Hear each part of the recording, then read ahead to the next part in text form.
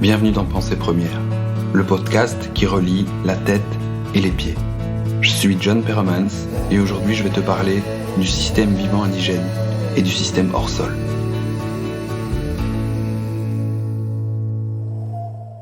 À l'instar des autres formes de vie, l'homme, l'humain, l'animal humain, est au cœur d'un système dont il est un participant. Mais à quoi participe-t-il ? Pour tenter de répondre à cette question, je dois te parler du système vivant indigène et du système hors sol.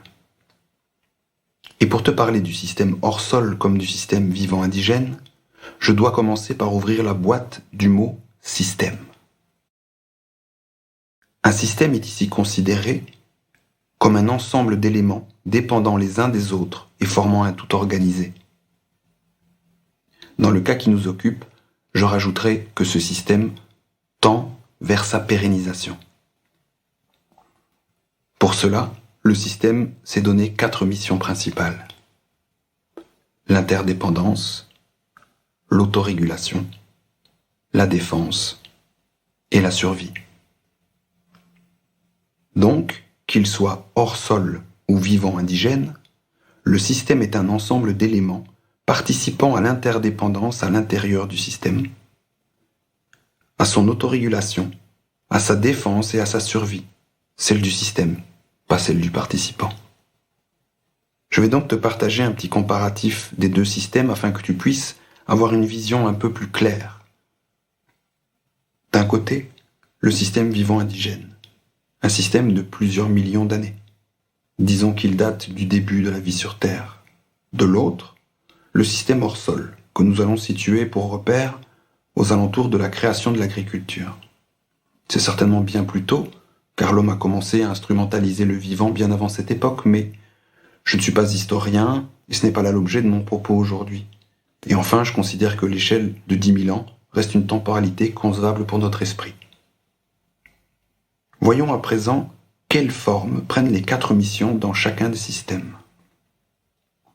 Tout d'abord, l'interdépendance.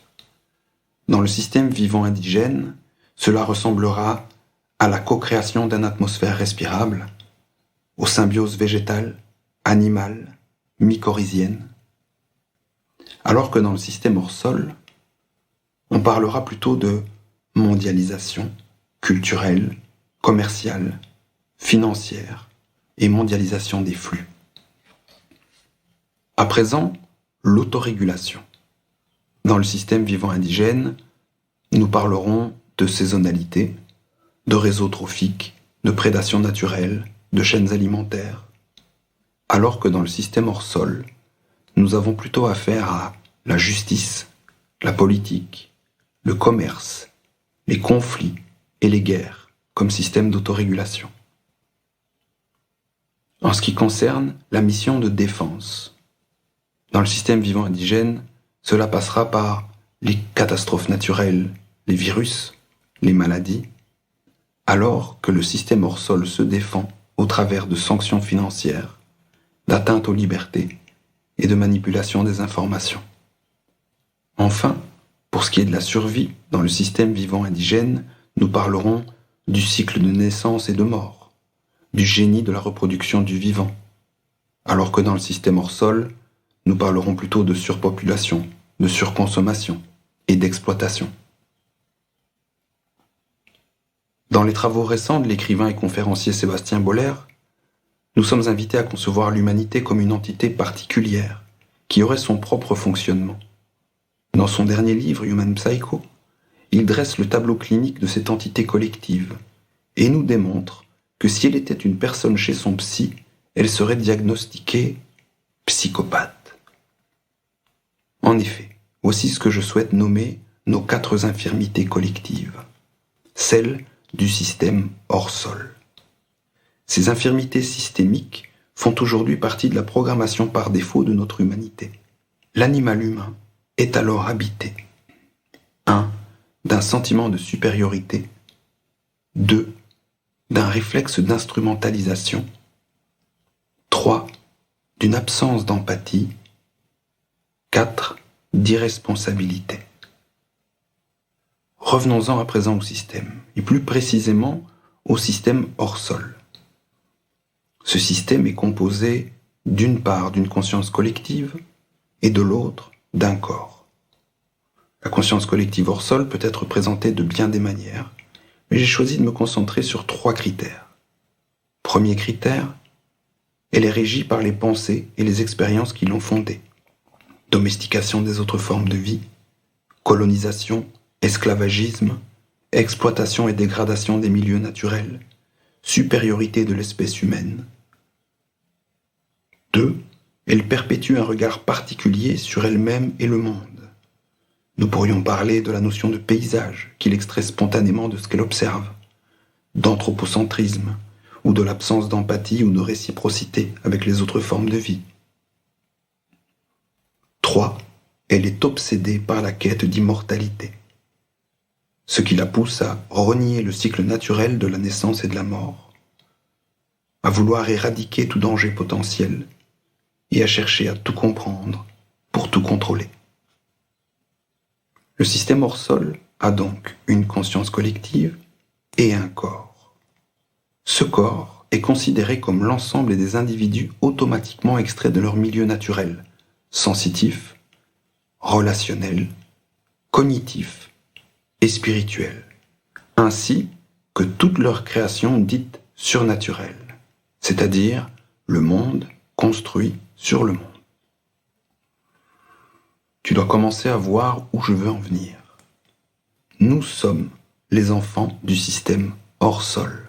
Nous sommes le peuple né hors sol. Nous sommes les héritiers de l'exploitation de l'homme et des autres formes de vie par l'homme.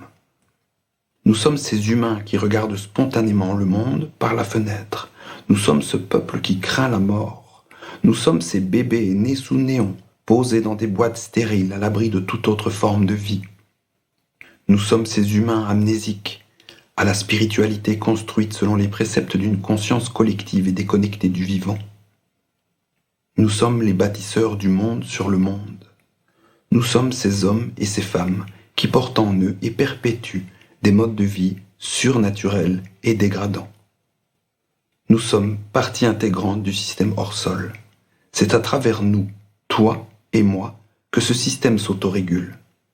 Cela veut dire que notre volonté, la tienne et la mienne, sont devenues l'expression de ce que veut le système hors sol à travers nous. Je réalise bien que ce constat est un peu brutal, mais il est fondamental car il porte en lui sa propre solution. Ce qui, au-delà de notre propre volonté, fait de nous ces hommes et ces femmes, c'est notre rattachement au système collectif hors sol. Alors, nous sommes face à un choix. Culpabiliser d'être les instruments d'une dégradation systémique, ou nous responsabiliser et mettre en œuvre ce qui est nécessaire à notre retour vers ce que nous appellerons le système vivant indigène.